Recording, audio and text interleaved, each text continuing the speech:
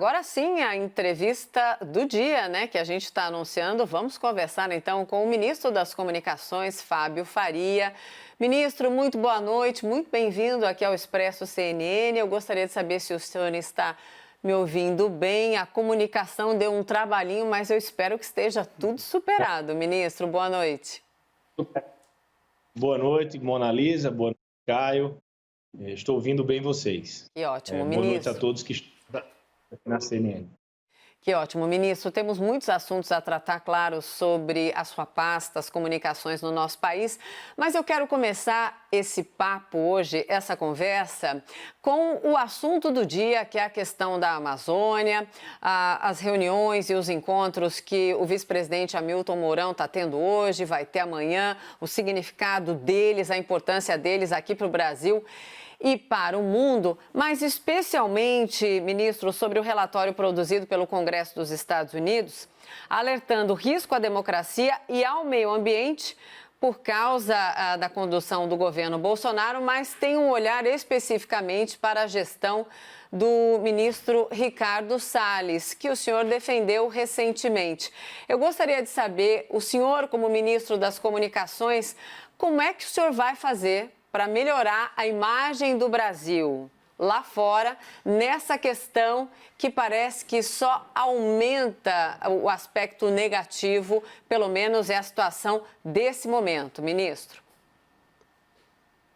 Então, Mona Lisa, hoje nós fizemos uma reunião com o vice-presidente Mourão, estava também o ministro da Casa Civil, Braga Neto, o ministro das Relações Exteriores, o Ernesto, a ministra Tereza e também o ministro Ricardo Salles. E quem organizou essa reunião foi o presidente do Banco Central, que foi Roberto Campos, que ele teve um contato com aqueles 29 fundos que tinham anunciado uma carta em comum, que estavam preocupados com a questão do meio ambiente, da Amazônia, e Roberto Campos acertadamente decidiu fazer esse call, né? Nós fizemos essa reunião hoje com os 29, mostrando o que o Brasil estava fazendo, né, em relação ao meio ambiente, porque nós temos que melhorar muito a nossa imagem no exterior, né? Infelizmente, muitas notícias negativas saem em relação à Amazônia, em relação a que a gente não está preservando, né, da forma como eles gostariam, mas enfim, a verdade hoje foi dita, os 29 fundos, alguns deles deram feedback automaticamente em seguida da reunião para o presidente do Banco Central e gostaram muito do que viram.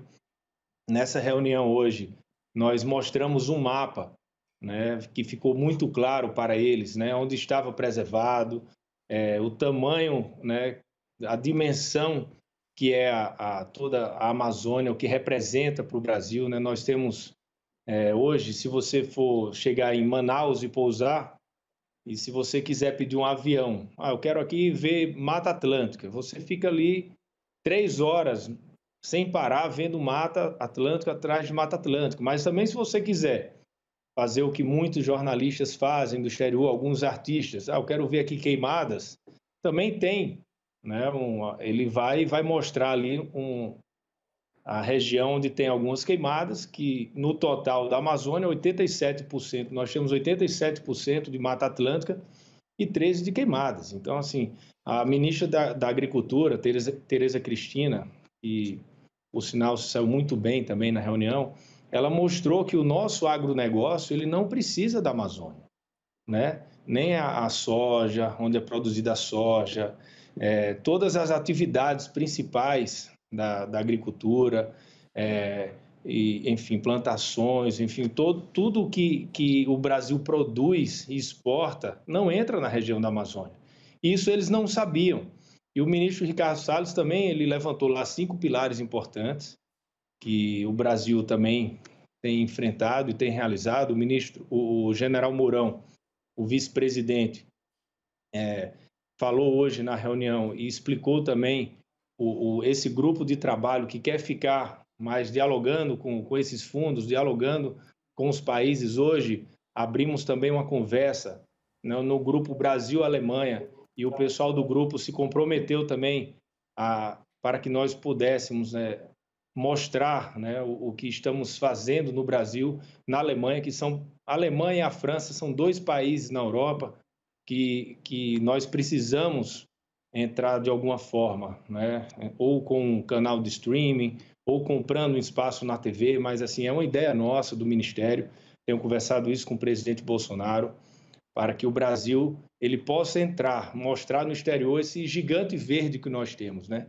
A nossa verdadeira Amazônia, não as que aqui estão vendendo no exterior, como se nós estivéssemos numa grande fogueira e que não é verdade. Mas, infelizmente, é um jogo que nós temos que virar, porque realmente a imagem lá fora não é boa, nós precisamos ou trazê-los para cá ou chegarmos lá através da comunicação. E esse é um grande desafio. Ministro, muito obrigado novamente por estar aqui conosco no Expresso CNN. O senhor é o ministro das Comunicações, mas a gente sabe bem que o senhor atua muito bem, navega muito bem aí na política em Brasília e chegou no primeiro escalão do governo dentro de um contexto de aproximação do Palácio do Planalto com o Congresso Nacional, inclusive com a missão de fazer essas pontes executivo, judiciário e legislativo, que estavam muito desgastadas, e o senhor sabe muito bem disso. Minha pergunta é uma pergunta dupla, mas vamos lá. Primeiro, o presidente Jair Bolsonaro precisou pacificar porque o seu mandato estava em risco, né, com o avanço das investigações, ali, principalmente dos inquéritos ali no Supremo Tribunal Federal. E segundo, já no encalço dessa primeira, a gente pode prever uma estabilidade política. Esse último mês que a gente viu uma aparente pax aí, uma paz aí na política, é duradouro ou é momentâneo? Encaixando na primeira, é por necessidade ou é por mudança definitiva de estilo do presidente da República? Então, Caio, é uma pergunta muito complexa, né? Mas, assim, primeiro que eu não cheguei para atuar na esfera política, né? Nós temos um ministro que é da Segov, que é o ministro Ramos, que ele faz essa articulação política muito bem feito, ele conduz a pasta dele. Agora, eu sou deputado há 14 anos, já estou no quarto mandato. E, assim, nós temos também a ministra Tereza Cristina, que tem boas relações, né? Tem o ministro Onyx, que foi deputado, então é normal que ministros da esplanada, que têm uma relação no judiciário, no parlamento, eles interajam, eles conversem, eles dialoguem, porque tudo que o executivo quer, né, pautar, a pauta do executivo, ela passa necessariamente pelo parlamento, ela precisa de maioria para aprovação. Então, eu tenho feito, sim, alguns contatos que são contatos que eu já fazia normalmente, né? Política em Brasília, você tem que dialogar, você tem que ouvir as pessoas e tentar mostrar, né, aquilo que você quer implementar, mas não de uma maneira de cima para baixo. Você tem que convencer as pessoas, né? A política do convencimento. Você senta ali numa mesa normalmente com extremos e no final você vê ali quem tem um maior poder de persuasão, de convencimento para tentar ajustar. Então eu entro mais ou menos, né, quando eu posso ajudar sem entrar na seara que é do ministro Ramos, em relação a que o presidente resolveu pacificar porque o mandato dele corria risco, isso não é verdade, isso não procede. O presidente tem aí em todas as pesquisas 1/3 da população de ótimo e bom, na faixa de 30% a 33%, com 20 e poucos por cento de regular, né? Então, assim, isso aí não tem nem como você passar por uma eleição onde ele teve 57 milhões de votos, né, no ano passado, né, ano retrasado, e com 1 ano e meio de mandato, se falar em cassar o mandato do presidente. Então, assim, a pacificação não passa por isso, né? Eu acho que muita gente, né, todos nós temos que reconhecer, nós erramos durante a nossa vida, muitas vezes, e a gente reconhece isso. E eu acho que todos os setores, né, assim, todos os poderes, muitas vezes nós extrapolamos, né? Nós estamos vivendo um momento de muito debate, de redes sociais, né? Estamos vivendo uma pandemia onde as pessoas estão em casa, não está passando futebol, então as pessoas praticamente gastam aí a sua energia na política, né? No comentando, comprando briga. Então, assim, muitas vezes isso se excede. e que não é bom para o país. Acho que o país precisa de paz, né? O governo precisa de paz para governar. O presidente ele precisa de paz. Então, eu acho que o presidente está consciente disso. Ele está em paz. Um momento de pacificação não significa que ele vai refluir com as bandeiras dele de campanha, até porque ele foi eleito para implementá-las, né? A pauta, mesmo que as pessoas não gostem, não concordem, a pauta vencedora da eleição de 2018 foram as bandeiras que o presidente Bolsonaro defendeu. Agora, para ele aprovar essas emendas, esses projetos, não pode ser via decreto, precisa do Congresso. Aí, quando você vai para o Congresso, são deputados e senadores que também foram eleitos pelo voto popular. Então, lá tem o debate. Então, assim, muitas brigas aconteceram porque as pessoas que votaram no presidente, eles queriam uma mudança brusca e radical de muita coisa. Nós víamos de 14 anos de um modelo de gestão que era muito antagônico ao do presidente Bolsonaro. Então, assim, esses conflitos ficaram ali na esfera de quem se metesse ali no meio, a pessoa não aceitava, e ao longo do tempo elas vão entendendo que o presidente tem o direito, é legítimo querer implementar a pauta de campanha, mas também é legítimo que o Congresso também possa tentar ali convencer do contrário, vencer na maioria. Então, assim, o governo sabe disso, está dialogando, a comunicação calma, ela ajuda, porque se você... Eu digo muito isso, que nós estamos vivendo a era das crises das duas palavras, né? Nós tivemos aí 100 crises de duas palavras e ficava o dia inteiro discutindo duas palavras que o presidente tinha dito no meio ali de 1 hora que ele tinha falado. Então, assim, é muito difícil isso. Então, assim, eu acho que a calma faz com que a gente foque na pauta central, na mais importante, que a gente possa discutir, enfim, o marco do saneamento, que a gente possa debater e aprova a retomada da economia. Então, assim, os projetos principais do governo, o presidente vai viajar para o Ceará, então pode mostrar lá a Transnordestina, mostrar que está levando água do São Francisco. Então, assim, a calma, a paz faz com que a gente, obviamente, a imprensa mostre os lados negativos, né, que é normal o papel da imprensa, mas também que abre espaço para o positivo. Então, sem ficar nessa guerra de duas palavras, que é ruim para o país, é ruim para o Brasil. Eu acho que todo mundo viu que isso era um caminho que não ia ficar bem para ninguém. Então, eu acredito que por parte do presidente ele está completamente tranquilo, ele sempre quis paz, agora muitas vezes reage, é normal, é o que eu estou falando, né? Todo mundo, às vezes, pensa que estão acontecendo coisas que, na verdade, não ocorrem, mas fica aquele disse-me-disse de todos os lados. Eu acho que, no momento, todos estão em paz. Os ânimos estão calmos e eu espero que isso perdure aí por muitos anos. Ministro, é inegável todas as vezes que a gente vai pesquisar sobre o senhor ou conversar com alguém sobre o seu perfil político, o senhor é considerado um articulador. Informal, com muito sucesso muitas vezes. Nesse perfil articulador, o senhor tem conversado bastante com o Supremo e também com o TSE, onde tramitam ali processos preocupantes para o governo Bolsonaro. Essa aproximação foi pedida pelo presidente? O senhor já fazia antes ou são contatos que o senhor já costumava fazer como um articulador político que o senhor é conhecido? Então, Mona Lisa, eu tenho relações pessoais, né? Eu estou há 14 anos, desde 2006 em Brasília.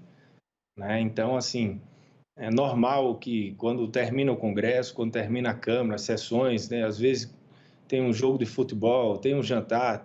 Muitas vezes em Brasília são 2, 3 jantares. E a gente vai construindo relação.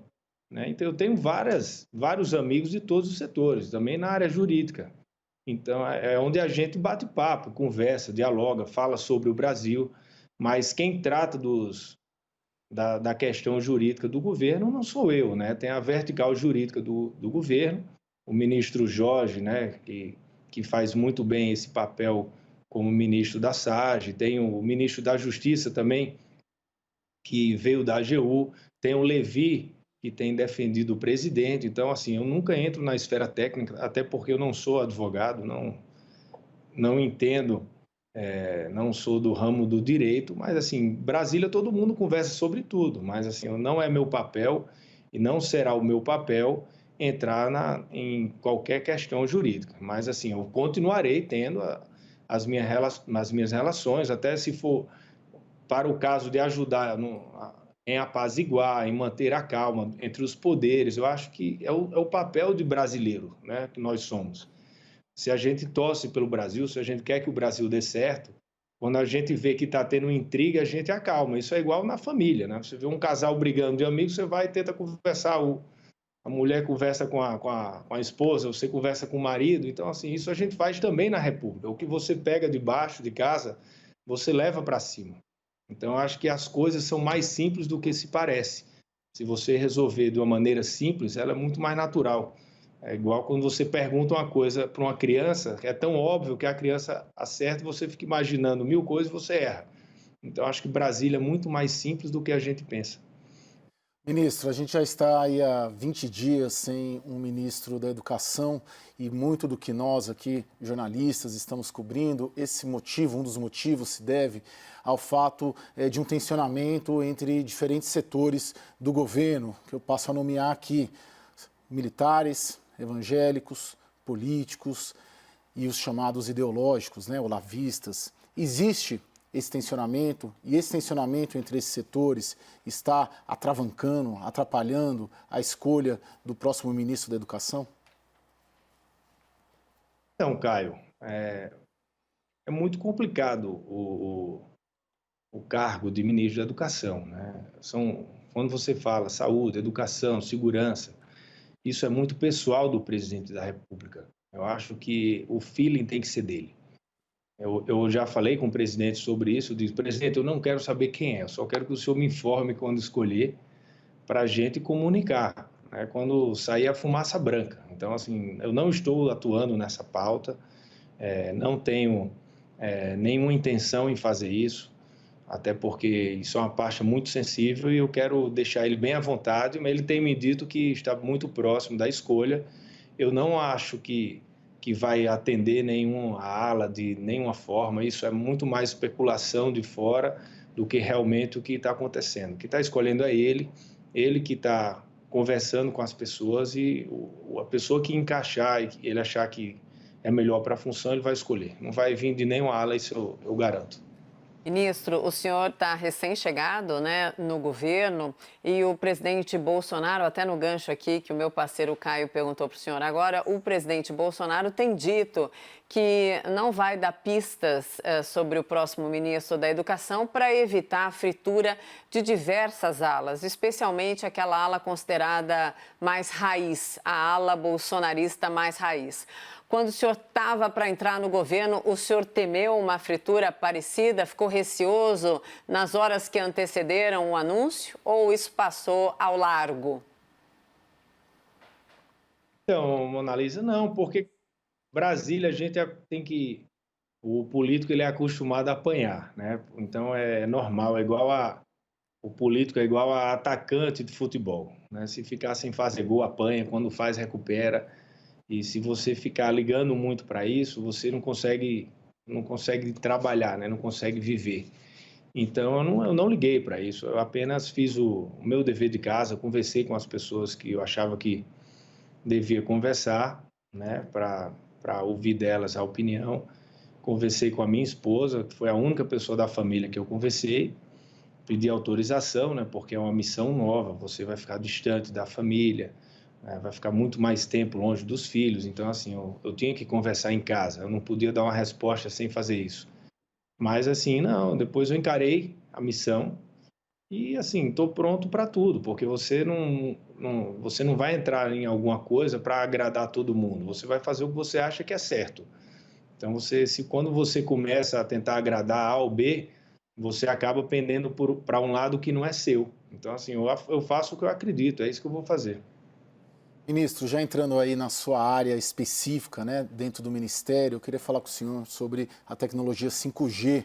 A gente sabe que tem um embate também, até no mundo ali, entre Estados Unidos e China sobre esse assunto, né, sobre qual tecnologia os países adotarão. Aqui no Brasil, nós aqui mesmo na CNN já informamos que o Palácio Itamaraty tem uma tendência de atender aos interesses dos Estados Unidos. Eu queria saber se o senhor, nesse breve espaço de tempo entre a sua posse e hoje, já tomou pé dessa situação e se o senhor defende algum modelo, e mais especificamente, falando em português claro, se o senhor tem alguma posição favorável a um eventual veto à tecnologia chinesa. Então, Caio, eu já recebi alguns feedbacks em relação a isso, né? O 5G, o leilão, vai ficar para o ano que vem, provavelmente, porque os testes em relação por causa do Covid, né? Nós tivemos um atraso nos testes de campo, provavelmente será aí no primeiro semestre do ano que vem. Eu vou receber todos os players que estão disputando, né, e participando, é um papel meu como ministro. Eu quero, logo após, se Deus quiser, acabar logo essa pandemia e nós pudermos aí retornar às viagens, eu quero ir em loco, conhecer, né, em cada lugar, né, para ter um olhar mais abrangente. E o meu papel como ministro é ouvir, saber o potencial de cada um, o investimento financeiro, o que é que eles vão fazer, ouvir tecnicamente o que é que eles defendem, ver a questão da transparência e preparar isso para subsidiar o presidente. Eu já falei isso outras vezes.